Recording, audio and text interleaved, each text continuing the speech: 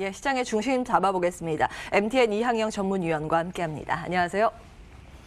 예, 미증시는 다시 오릅니다. 날아올랐고요. 네. S&P 500 지수, 나스닥 최고치를 경신을 했습니다. 시장 정리해 주시죠. 맞습니다. 말일날 11월 말일날은 물론 월간 아주 좋았지만 말일날은 3대 지수 모두 약간 숨고르기 하면서 한마디로 차익 실현 모드라고 말씀드렸는데 오늘은 뭐 그런 거 상관없이 다시 올라가는 모습.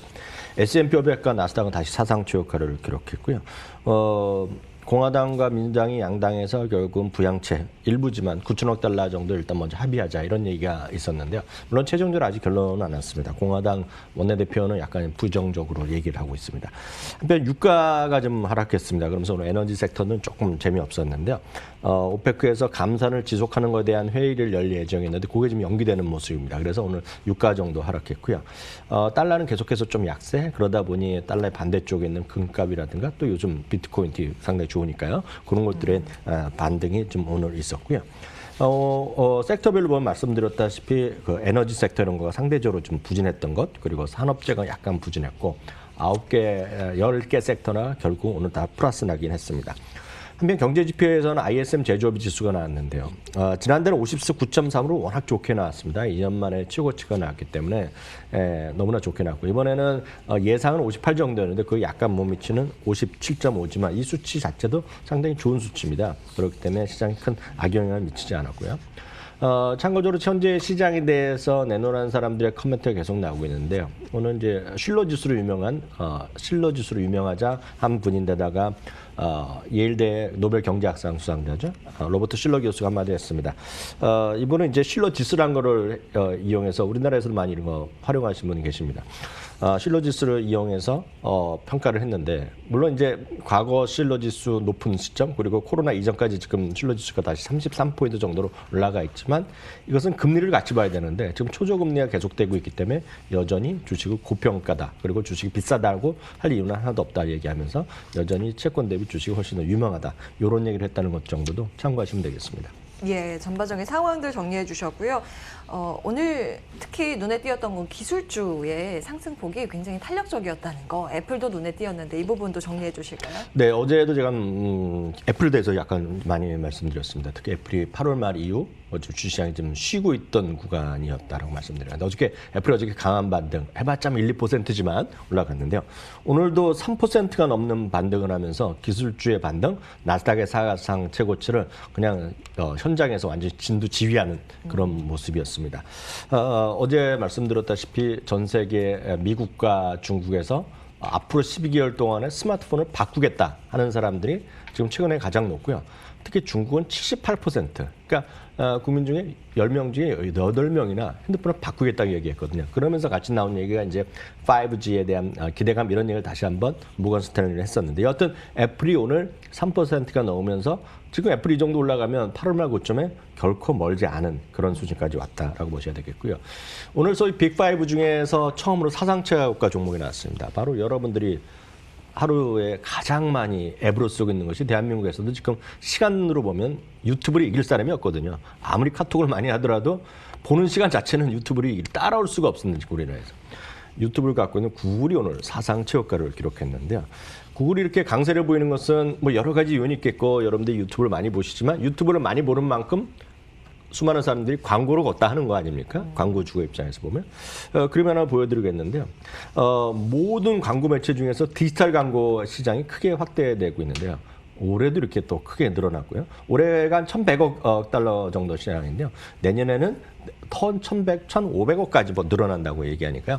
엄청나게 디지털 광고 시장을 주도하고 있고요. 그만큼 상대적으로 TV, 신문, 잡지 이런 것들은 다 줄어드는 거죠. 상대적으로 이 점유율을 이 시장을 제일 많이 갖고 있는 것이 전 미국 기준으로 보면 30% 정도를 갖고 있는 것이 구글이 되겠고요. 한 23, 4% 갖고 있는 것이 페이스북이고 그다음에 아마존입니다. 그래서 그만큼 압도적인 1, 2위를 보여주는 것이 이들이다라고 보셔야 되겠습니다. 테슬라도 오늘 사상 최고가를 다시 기록했습니다. 다만 이제 600달러 넘어서 끝나지 못했습니다. 코스트코 제가 어저께 특별 배당 말씀드렸는데요. 특별 배당에 실제로 보면 받고 나서도 거의 어저께 종가를 거의 회복하는 모습. 1% 차이로 밖에 안 떨어졌으니까요.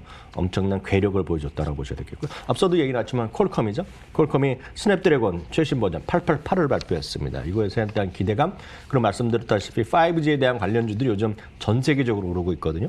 참고적으로 모건 스탠리에서 전 세계 10개의 5G 관련주에 유망한 주식을 했고 전 세계로 아우르는데요.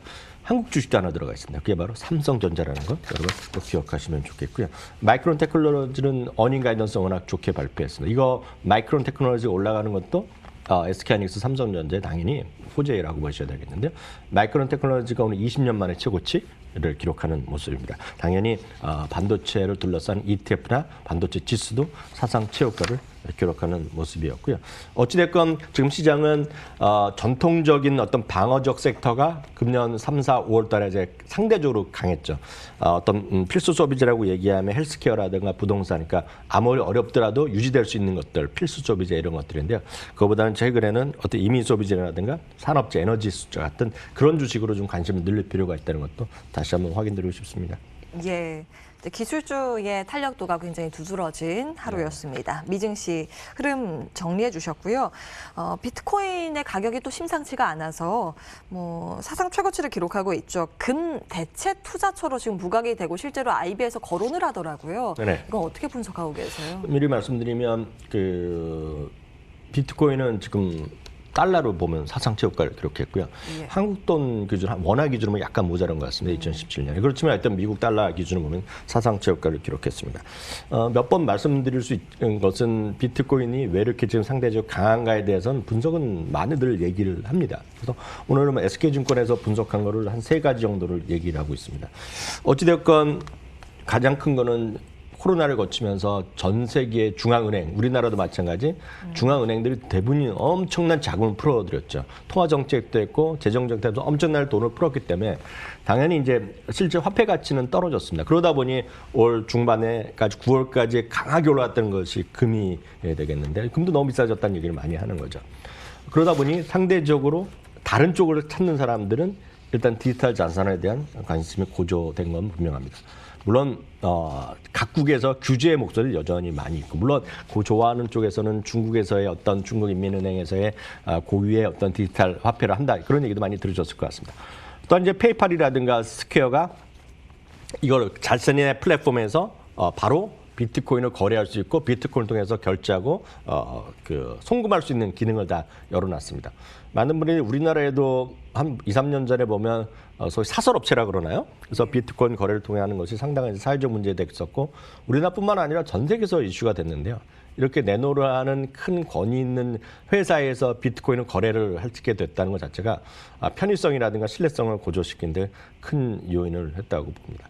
다만 분명히 말씀드릴 수 있는 것은 비트코인도 금도 두 개 똑같은 점이 있습니다. 뭐냐면 비트코인도 금도 스스로 뭔가 생산하는 부가가치를 나오는 것이 아니기 때문에 어떤 애널리스트나 뭐 그런 사람들이 이게 얼마만큼 올라갈지 떨어질지 얘기하는 것 자체에 대해서는 어떤 신뢰를 갖고 제가 전해드릴 입장은 분명히 아니라고 보여집니다.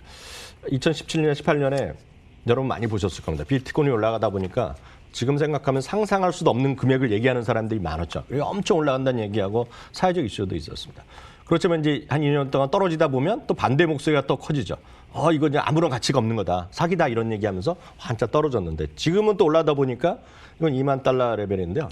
5만 달러도 있고 심지어 여러분 조금만 검색해 보시면 50만 달러 간다는 사람들이 있습니다. 그러니까 그게 워낙 다양하기 때문에 이걸 저 같은 사람의 입장에서 보면 전망을 드리는 것조차는 저는 뭐 할 수가 없고요. 그런 거는 뭐 합리적으로 저희 설명할 길은 없습니다. 그래서 100% 특히 비트코인은 100% 수급의 논리다. 그렇기 때문에 이거를 어떤 분석하고 이런 것보다는 쉽지 않다 보고 있고요. 다시 말씀드리면 투기일 뿐이라고 보고 있고요. 이거에 대해서 장기적으로 얼마 갈지 올라갈지에 대한 판단보다는 뭐 이런 거를 하실 수 있는 분들 위주의 그들만의 세상이 지금 다시 한번 열리고 있다. 물론 다만 장기적으로 엄청 그런 쪽에 좋아질 거란 믿음은 저도 일정 수준 갖고 있으나 이걸 제가 방송에서 말씀드리기 적절치 않아 보입니다. 그렇죠. 이제 근데 국내도 보면 비트코인 같은 이 가상화폐 2022년부터 세금을 매긴다고 하거든요. 이제 과세 이야기가 나오고 있는데 정말 뭐 격세지감입니다. 비트코인 가격의 전망이 중요한 게 아니라 지금 전 세계적으로 인식이 좀 다시 되고 있다라는 부분은 눈에 띄고 있습니다. 내용들 잘 정리해 주셨고요. 오늘장 키포인트 이항영 전문위원과 함께했습니다. 말씀 고맙습니다.